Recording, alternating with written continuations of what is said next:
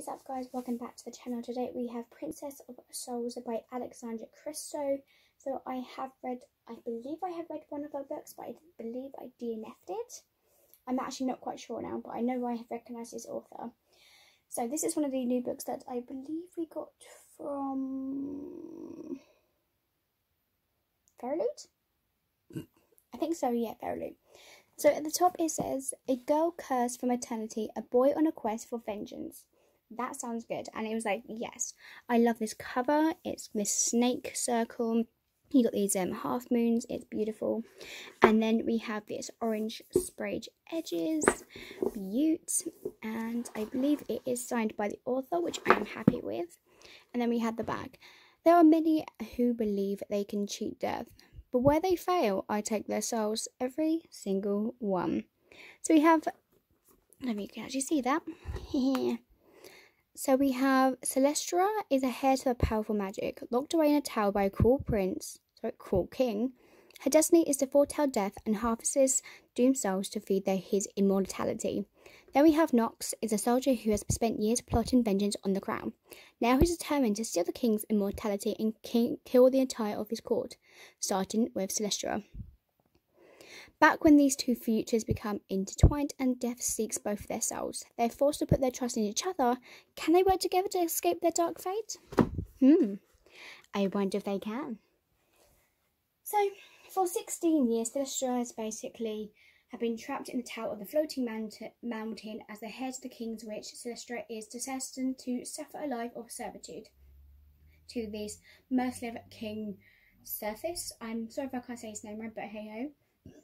Maintaining his power with his magic and foretelling deaths in the festival of predictions, those predicted to die have the chance to outrun their fate, earning them a wish and a chance to steal the king's immortality. Fail and your soul is forfeited. Thousands have tried to beat death and nobody has even come close to succeeding.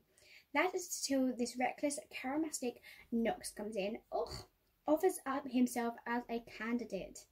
As a soldier in the king's legendary army, Nox is unlikely to contend for the festival, seemingly not loyal to the king on the inside, but deep inside, he's got something revenge waiting on the hold. However, with Celestia predicts Nox's death, they're destined to become intertwined, so do their lives.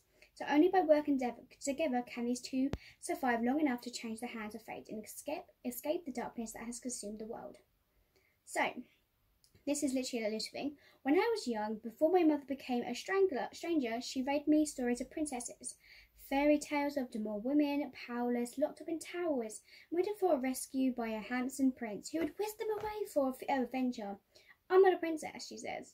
I say to her, I know, I'm something far more deadly than that, and no one's going to rescue me from my tower.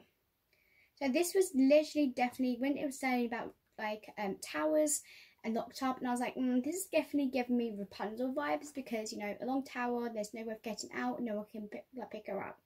After giving me this kind of feeling. And I actually love this. This book was definitely a book I'm happy to read, and it was really fun. I did enjoy this. So it features all the elements that the author has given to absorbing a memorable, a brutal yet beautiful world overtaken by forces of evil and the intricate magic system. So not to mention a collectible of fierce and lovable characters hell-bent on fighting the good and evil. Even when it was hopeless, it was a classic good versus evil tale as well, with vibrant descriptions, thrilling journeys across the skies and sea, and intense battles between the both and the will of magic. Ow. Bleh.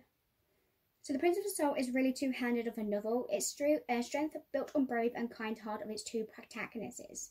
The dual sets of stories between the characters has conflicted minds.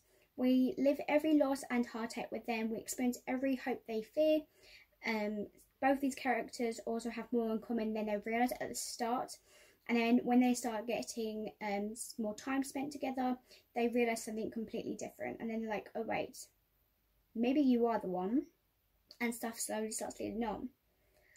So when it's predestined, it's definitely stop running and face your destiny straight head on. Do that. There's no way of going turning back. You face your fears straight to the dark, mate. Do what you will do.